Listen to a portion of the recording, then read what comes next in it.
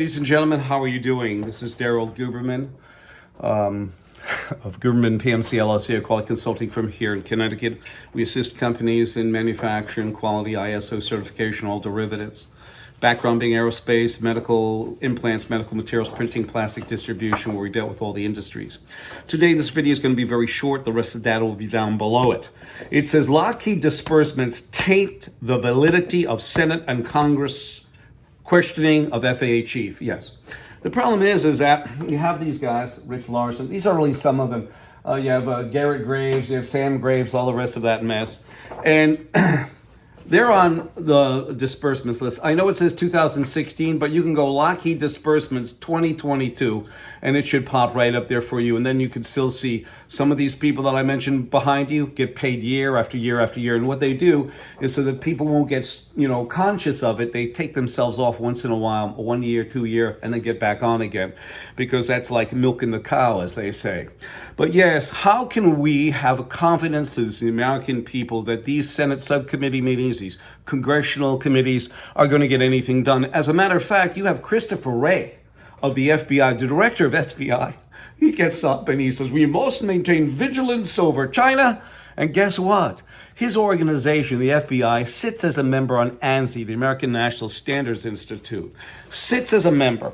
And the thing about it is that ANSI ANAB are underwriters for the International Accreditation Form, which is a repository for both national and international accreditation bodies. Those bodies that sit on the IF are equivalent in accreditation to ANSI ANAB, which means anything that goes wrong in those systems with products and or system failure is on ANSI. Do you hear that, Boeing? Do you hear that, Mr. Lockheed, Jim Tassett? I'm just asking because they're part of the problem. But when you have these organizations sitting on ANSI's board as a protection device, these guys are never going to move their ass. They're going to go to the golf course, smoke, and when the F-35 crashes, another Boeing goes down, big deal. They'll still get their golden handshake. And the poor people on the floor get, as Patrick Shanahan said about the F-35 program, fucked. That's exactly what he said. It's going to be down below this, the description. Well, that's a quality word too, because when you're going down on one of these ships and you say, we're fucked, well, that means the quality of the aircraft is not good. I know what you're saying. Daryl, the safety is great, the safety is that, blah, blah. But when one of these things go down, that's 300 people. As long as it's not your relative right out there, as long as it's not your relative, you really don't give a flying fuck. By the way, flying fuck is a good thing if you get off the ground.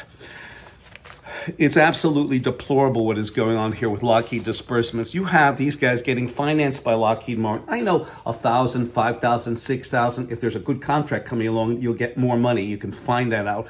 But you don't want to do too much research because it just gets you disgusted. Because these representatives are supposed to represent the people. As when I called up this guy, Chairman Sam Graves, his people only represent who's ever in Missouri, without thinking, without having common sense, that as a taxpayer, anyone in the country from 49 other states can call up and ask questions without getting blown off. He said, oh, we're very busy. Yeah, very busy, hanging up telephones. And also, Lockheed Martin's quality is shitty. I have to confess. On their 801st F-35, it's still produced with crap. It still has escapes, rejects on that aircraft, up to including loss of aircraft and loss of pilot. Also, the LCS Littoral battleship is a boondoggle. It's like a bottomless pit when it comes to quality discrepancies. You don't call them escapes, you call them sanks, because a lot of those boats, are like, they're lead weights, really. People will disagree with me, but I've got all the data following from its inception all the way through to its quality defects throughout the system. And they can't get rid of them, just like the F-35. These guys, rather than playing golf, they should roll up their sleeves and go out there. They're getting paid millions of dollars to get beaten up. You see poor David Calhoun, he will probably have to step down. They're putting pressure on him. He'll probably step down with a $42 million severance bonus or whatever, and that's it. That's why he's smiling over there. But anyway, I'm going to leave it here.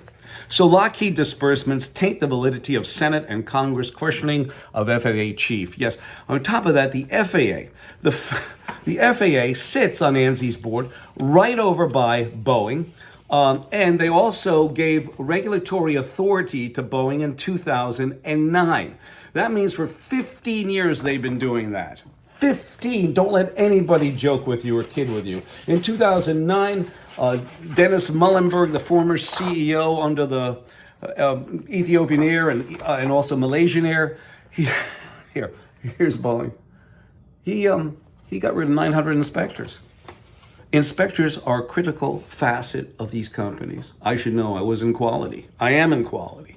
They're the first one that these guys let go because they call it cost-cutting initiatives. You have such bad quality with Lockheed and the LCS Littoral battleship and anything else that they produce that you have issues that they're not focused on quality. They're focused on getting it out the door, and that's it. And that's a problem. When you have Lockheed disbursements by them getting paid and they having discrepancies, how can a rejection, how can a guy with a rejection already inside ask another guy why his quality is bad?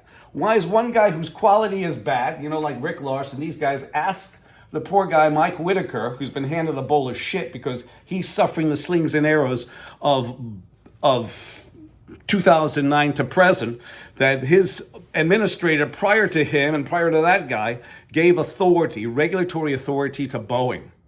I'm going to stop here. The rest of the data will be found down below the video, 203-556-1493, or Daryl, TQRS@yahoo.com.